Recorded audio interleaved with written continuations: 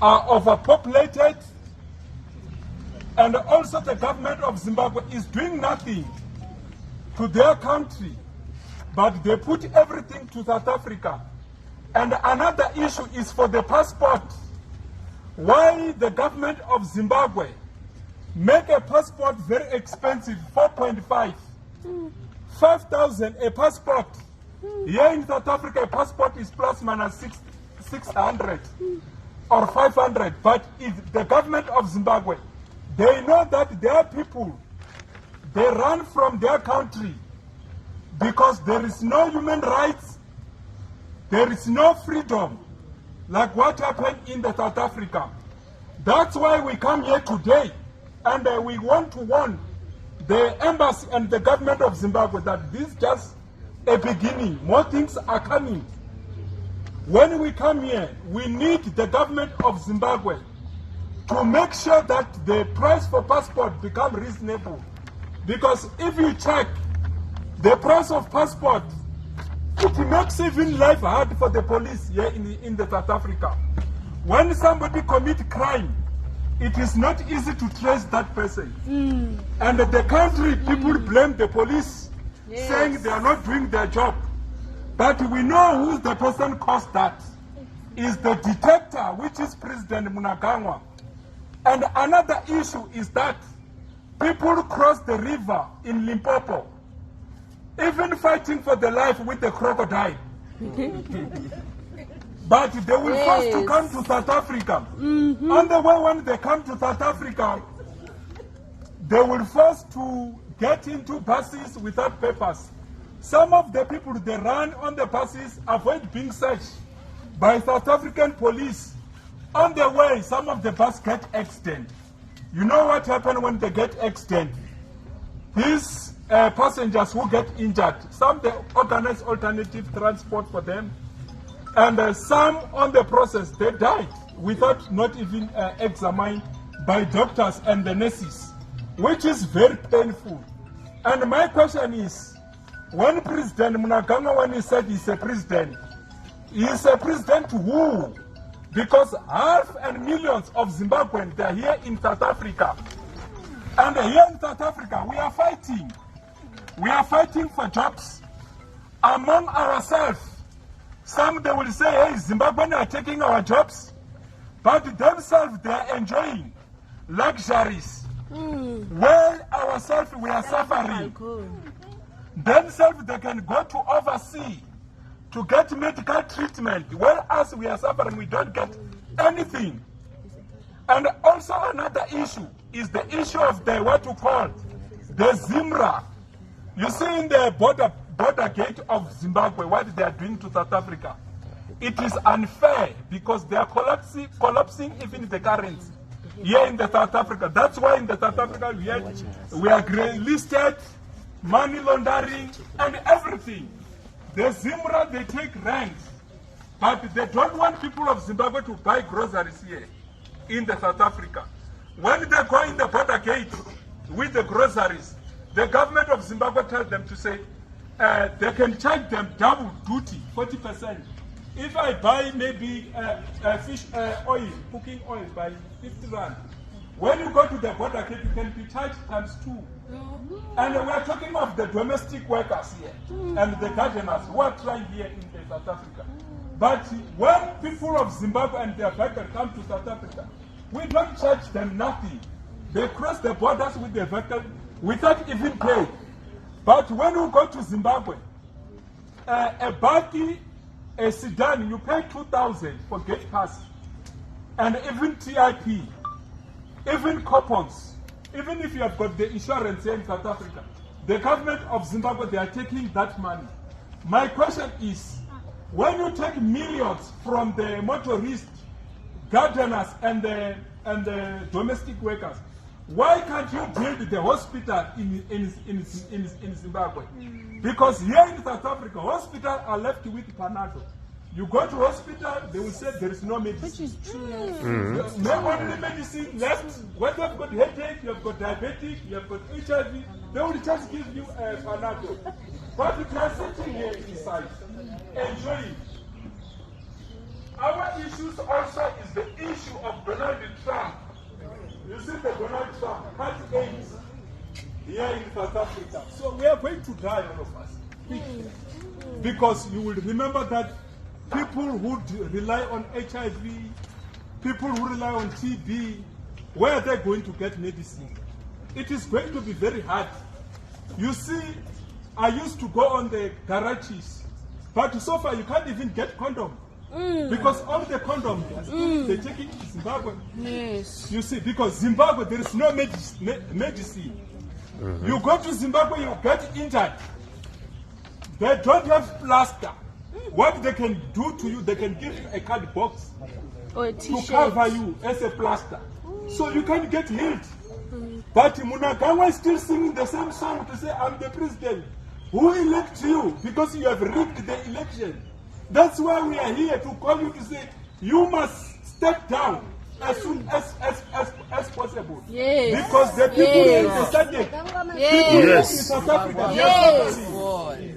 We are suffering. We don't have jobs. Hospitals are overpopulated. And now, in the government of Zimbabwe, when you try to speak as a journalist, or you are from the opposition parties, what they do is to kidnap you, assassinate you, and also to adapt you. You see.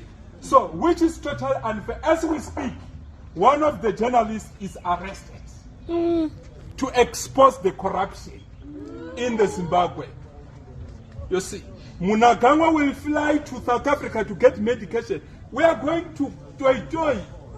When he's gonna come maybe to what you call, there is some hospital there by Joburg. Thank you. Thank you so much, my brother. We are going to read our statement here to the United Freedom Party. So it is addressed to the fellow Zimbabweans, to President Mnangagwa, and the entire government of Zimbabwe. Today I stand before you to address the dire state of our nation.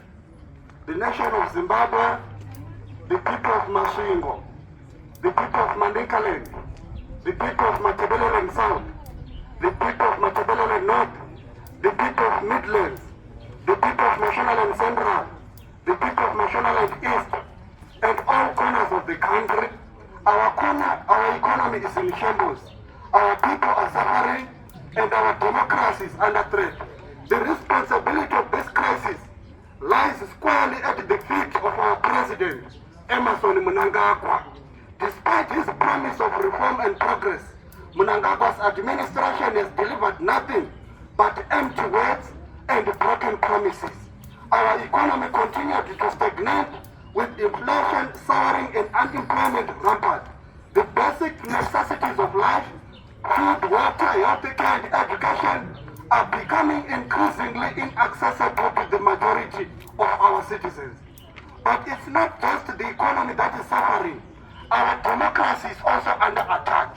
The government is clamped down on dissent, the harassment of opposition activists, and the restriction of civil liberties are all hallmarks of a regime that is more interested in maintaining power than in serving the people of Zimbabwe. We have seen the brutal suppression of protests, the arrest and detention of journalists, like what has happened just a few weeks ago on our journalist called Blessing Mushana. The government of Zimbabwe, yes, detained a lot of journalists, even in the previous years, and activists what it did to an honorable member of parliament called govt. This is not the Zimbabwe we fought for.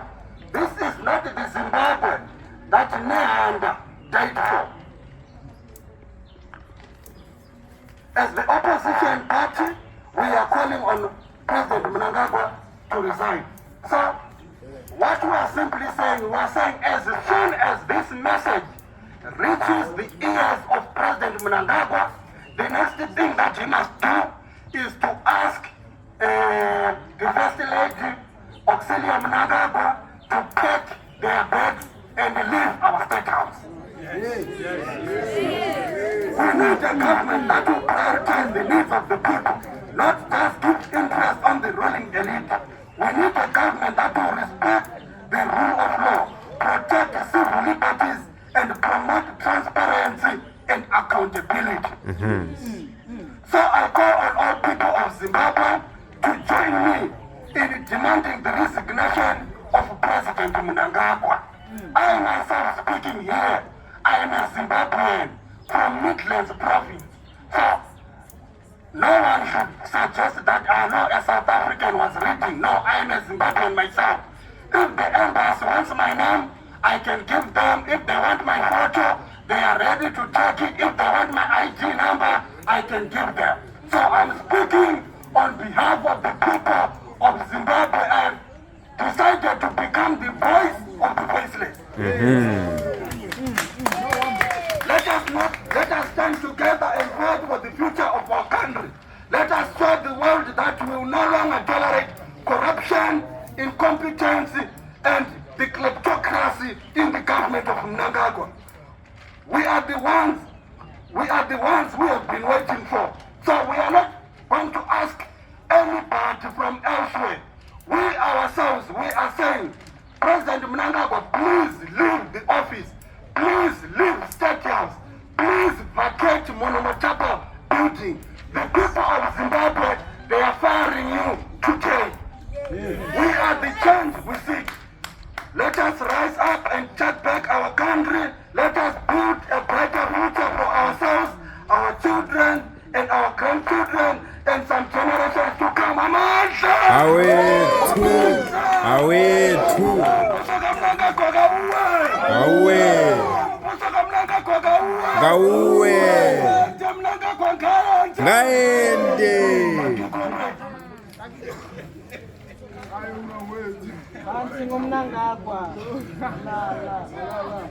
So we're gonna end our memorandum first now. So this is a last chance when we negotiate, because we want to alert you that most of the civic organizations, they said let us come in. More things are coming, so you must treat this memorandum as an urgency. South Africa are crying. So we are about to end the memorandum now. Oh, you want to check the video? No, the video then it's a sound effect because of how you can. Okay, it's okay. Or I'm sending a video. All right. Through the phone. Yeah, you want a sound effect. Sure. Photos. All right. You